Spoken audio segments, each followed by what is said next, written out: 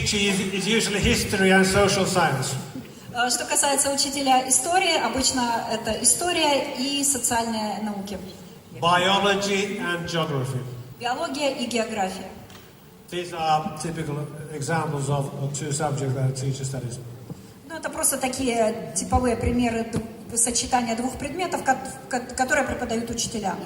And then we have the arts and handicraft teachers, and they usually have only their own subject. They're arts teacher, music teacher, handicraft teacher. Кроме того, есть учителя рисования, музыки, преподаватели труда. Но, как правило, в этом случае учителя преподают только свой один предмет.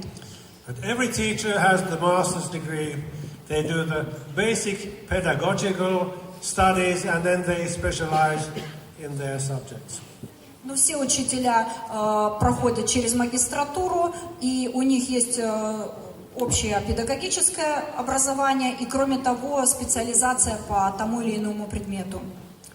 From this diagram you see after the 9 years of basic education, then there are two choices. You either go academically to the upper secondary education, or then you choose the vocational upper secondary education.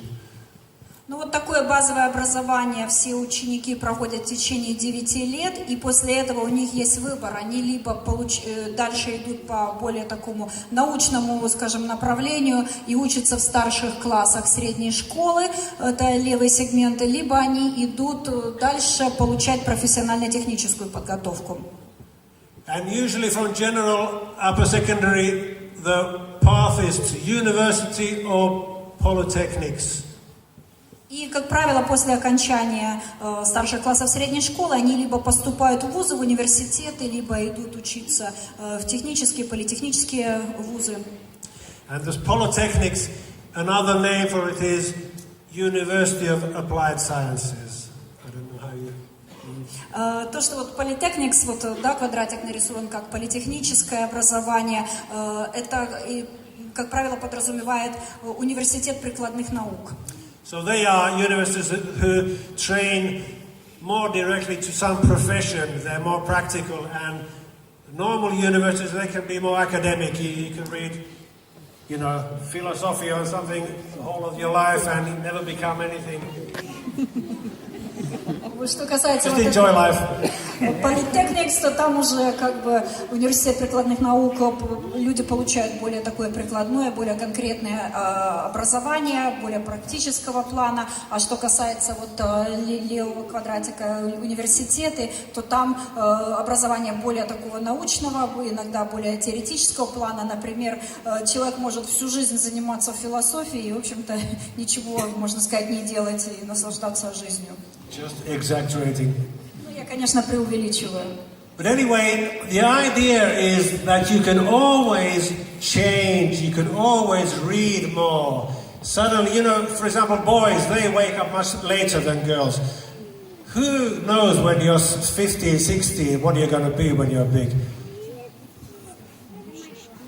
То есть, получается, люди могут учиться, совершенствоваться всю жизнь, потому что, допустим, 15-16 лет, кто знает, кем он хочет стать, особенно мальчики, они, как правило, взрослеют позже. I know many boys who couldn't imagine going to university and reading another 10 years or something. They just wanted to quickly get somewhere to repair their moped and get to work and get some money quickly. Я знаю много людей, которые, будучи мальчишками, представить себе не могли, что они пойдут в университет и будут еще 10 лет учиться. У них одна мысль была в голове: скорее починить свой мопед и заниматься своими делами, скорее начать зарабатывать деньги и так далее. But suddenly they wake up, they get more mature, and then they had, hey, it might be nice to go into business or become a lawyer or doctor or a teacher. Но в один прекрасный день они просыпаются повзрослевшими и думают, наверное, было бы неплохо пойти учиться дальше и запустить какой-нибудь бизнес или выучиться на юриста или даже на учителя. So that's the very important thing, that the doors are always open. You can always read more, you can always change. То есть тут самое главное, что дверь всегда открыта. Можно всегда учиться больше, можно всегда меняться, больше читать. Or you can even study at the same time vocational and secondary upper education. If you really want to work hard, you can do both at the same time. Кроме того, существует возможность учиться одновременно и в старших классах средней школы, и получить